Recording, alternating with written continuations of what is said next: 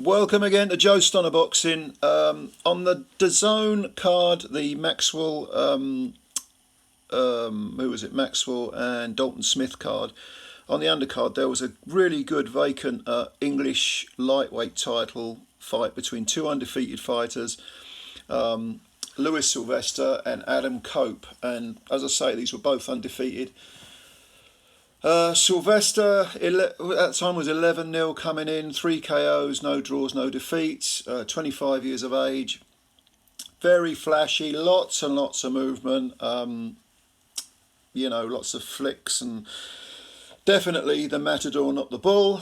The bull would be Adam Cope, who came in 7-0 with, I think it was only 1 KO, no draws, no defeats.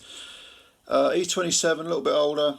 But you would not get two more fighters who are more diverse or more disparate in their, styles. I mean, they were just made for each other. Bull versus matador, that's what it was. The idea for Adam Cope, the tactics were get close to the mover. He was a stockier guy. Put the pressure on him, water on rock, wear him down, stop those legs from moving, and then unload when you get close. And the question, of course, was could he do that, or would Sylvester just have too much movement, too much speed for him? Because it was all movement and speed with Sylvester. It was all, the steady Eddie stuff from Adam Cope. Well, first 2 rounds, first round I gave to Sylvester. Second and third round, I think I gave him to Sylvester as well, but it was noticeable that Cope was creeping closer and he was creating that pressure. As we always say, mental as well as physical pressure on Sylvester, making him work. Look. People talk about dragging a fighter into deep waters. That's only possible if you make the opponent fight at a pace and in a way that they're not comfortable with. Otherwise, they'll fight 20 rounds. They can just do their thing for 20 rounds. But Cope, you got the feeling over the second and third rounds that Cope was creeping closer and really making Sylvester work. And in the middle rounds, definitely Cope began to get closer and land some good punches. He landed one really good right hand to the body. They're both orthodox fighters. I think Sylvester at one point turned southpaw, but Steffi Bull, I think, was in his corner, said, don't do that. He said Adam Cope is used to fighting southpaws, or stay orthodox, keep doing what you're doing. But in the middle rounds, there's no doubt Cope got closer and started to really get to Sylvester. Now, it's not that Sylvester was in any real distress. He was definitely not feeling the pace, but he had to concentrate for every second of every round, which is exactly what you want to do with a speedy guy. You want to slow him down, slow his feet down, bang him to the body, and maybe the speed will leave the punches, the combinations won't be so frequent. But Adam Cope's punches were thudding punches, and he was firing 1s and 2s. Sylvester was flicking and moving. At no point, I think, were either of these guys really hurt. That big right hand that Cope landed to the body, right on the side of the rib cage, right under the armpit almost, definitely stung Sylvester, but he took it well. He did take it well.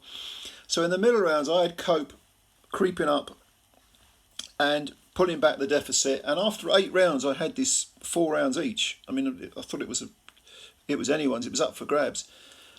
But then Sylvester really showed me something there. He showed that, despite the fact he was feeling the pace, he was huffing and puffing, so was Cope, of course, as well.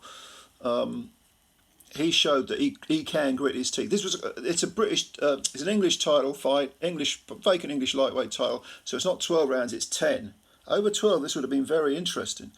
But the last 2 rounds, the 9th and the 10th, Sylvester showed that he can actually suck it up, stick to his game plan, even though he's feeling the pace and he's huffing and puffing a bit, and close the show. And sure enough, he did that. I had this fight 96-94 to Lewis Sylvester, which actually two of the judges had it, the same score. I think one had it 96-95, which there's an even round in there. But it was that type of fight.